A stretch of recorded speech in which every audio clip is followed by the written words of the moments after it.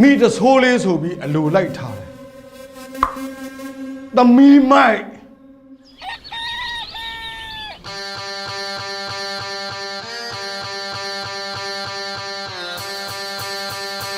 ပြဿနာတက်ပြီလားမသိဘူး ဟဲ့ကောင်ကသမီးကိုခိုးသွားတဲ့ကောင်ခုချက်ချင်းကိုထွက်ခဲ့စမ်းအနူလက်နဲ့ရွှေခွက်နိုင်တဲ့မင်းရဲ့လက်ကိုဖြတ်ခဲ့စမ်း လုံးလုံးယောက်ျားကြီးပြင်မဖေးရောက်လာလေ ဒါရီတီလို့ရွာလူကြီးကိုခေါ်ထားပြီးကြောက်ပါနဲ့ ဘယ်မှာလဲကွာငါသမီးကိုခိုးသွားတဲ့ကောင် ဟောအဲ့ဒီပဲချွေးမအဖေနဲ့တူတယ်ကဲလာဗျာလာမင်းရရေဧည့်သည်တွေရောက်နေပြီထမင်းကြက်ပြီဆိုရင်လည်းထမင်းဝိုင်းလေးပြင်လိုက်တော့ ကျုပ်ဒီကိုသမီးစားဖို့လာတာမဟုတ်တခါတော့ပြန်ခေါ်သွားမယ်ကျုပ်သမီးကိုထုတ်ဒါနဲ့ခင်ဗျားကဘယ်သူမို့ကာစီလို့ ဟုတ်ရပါဘူးကျောက်ကဖေသူဒီအိမ်ရဲ့အိမ်ဦးနာပဲဟုတ် အာမဲသွားတဲ့နာမေပြကြောက်ကတော့ပုံပြီးသားနာမဲတာထားခဲ့စကားမများနဲ့ဘယ်မှာလဲငါသမီးထွက်ခဲ့ကြလာခဲ့ လာပါပြီဖေဖေရဲ့ တလည်းတနိုင်လုံးနဲ့သားဖာနေရသားကဖိချေရနေတော့ငါဘာမောင်ဒါပြသွားပါခေါ်နေတော့ဖះလူကြမှာမကောင်း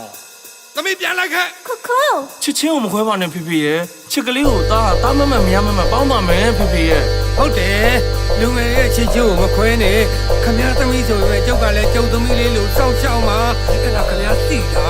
ကျုပ်ကတော့လုံးဝသဘောမတူဘူးဗျာ ဟေးသမီးတို့ချစ်ချင်းမခွဲပါနဲ့ ဟုတ်တယ်ခမည်းသမီးကကျောက်သားနဲ့ယူထားတာ ဘာပဲဖြစ်နေဗျာသဘောလုံးဝမတူဘူးဟာဘာတွေများချက်ထားလို့ဒီလောက်တောင်မွေးနေရတာလဲ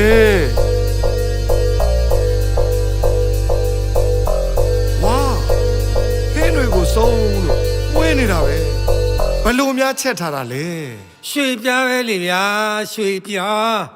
ရွှေပြား ကျွန်တော်တို့အိမ်မှာတော့လေရွှေပြားမှာရွှေပြား